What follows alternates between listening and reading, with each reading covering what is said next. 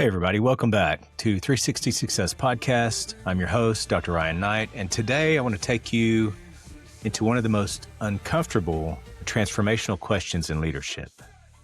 And that is, would you follow you? Not would people follow your title, would they follow your experience? Would they follow your intentions? I mean you, your habits, your energy, your patterns, your integrity, your example. Because that's the real test. And most leaders never stop long enough to look in the mirror and ask it honestly. Today we will, so let's dive in. Here's what I've learned after leading teams, running clinics, coaching doctors, and raising a family. You don't get the life you preach, you get the life you model. Your team will follow the standard that you live, not the standard you announce or proclaim. Your kids follow the example that you show, not the instructions that you give. You know, you've probably heard it said that what you do speaks so loudly, I can't hear what you're saying. That's really the way it is. Your spouse responds to the energy you bring, not the words that you say. Man, this actually here in just a few days, Amy and I will have been married for 33 years. And I can tell you, it's not so much what I say, but how I say it.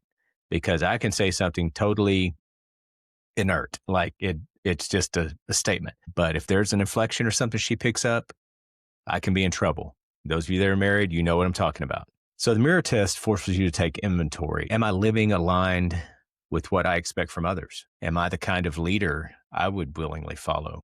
Am I practicing what I want multiplied in my team? Am I walking out the values that I say matter? See, a lot of times it's really, a matter of fact, I just got off a phone call with a coaching client and we were talking about core values, and they had a list of these fluffy, ideals that sound good on paper, but I just cut to the chase and I said, okay, here's what I want you to do. I want you to write down, and we have a core value assessment.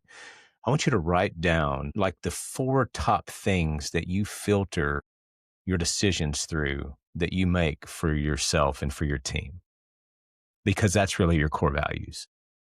They're the guideposts for making decisions. And so it's a heck yes if it checks off all the boxes, and it's a maybe if it doesn't. So here's the truth. People don't follow perfection. They follow congruence. They're not looking for perfection. They're looking for somebody who practices what they say, what they speak.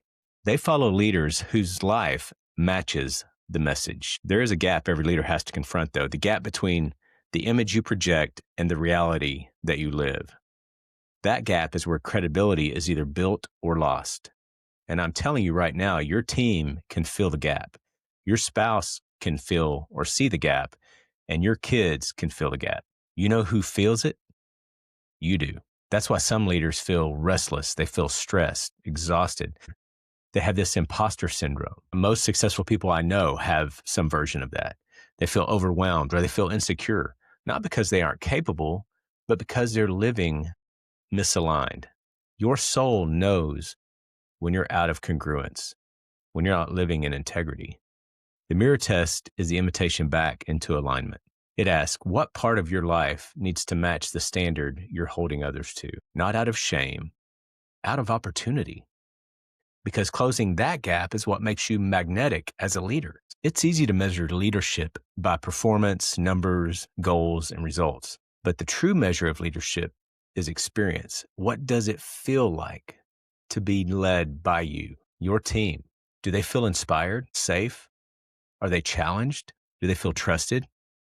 Or do they feel rushed, unseen, or pressured?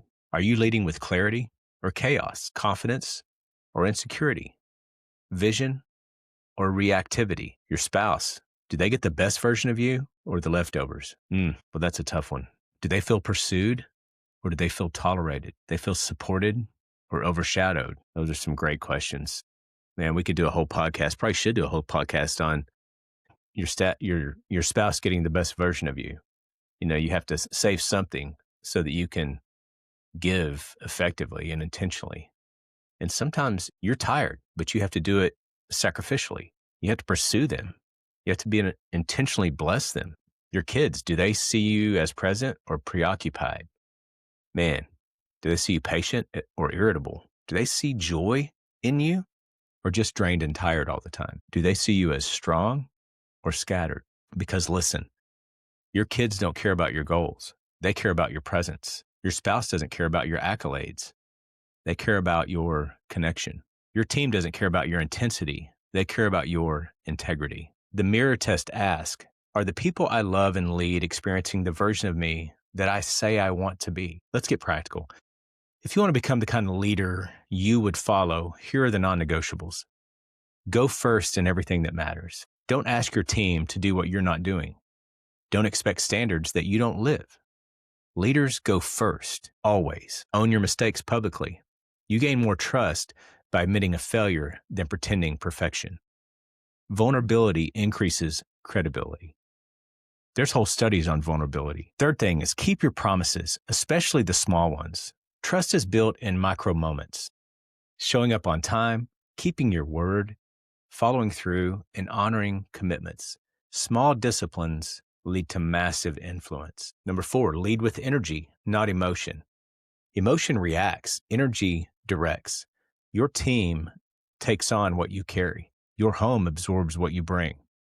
The strongest leaders steward their state of being. And if you're a leader, you know when you've led with emotion and you're reacting to everything and you're not in a position to where you're guiding.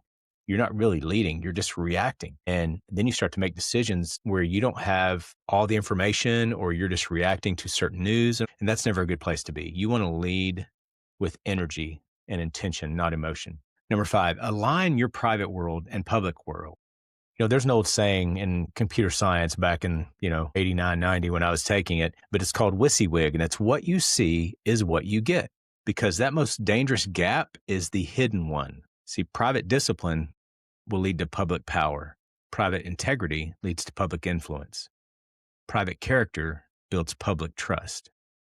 Who you are when no one is watching determines who they will experience when they are watching. So I want to end with a deeper version of the question. Would the future stronger, wiser, more aligned version of you look back and say, yes, follow that man?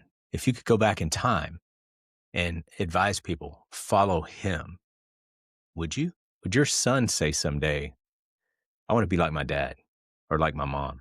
Would your daughter say, my dad showed me how a man leads, loves, and lives? Would your team say, I became better because of how they led? Legacy isn't built in grand gestures. It's built in daily alignment. Leadership isn't about who's behind you. It's about who you're becoming. So ask yourself today, would you follow you? If the answer isn't yes yet, that's the most exciting part, because that means your next level starts right now. So thank you for joining me today. If this episode hit you, share it with someone who needs it. Go lead with integrity. Go lead with courage. Lead with congruence, and go build a life worth living.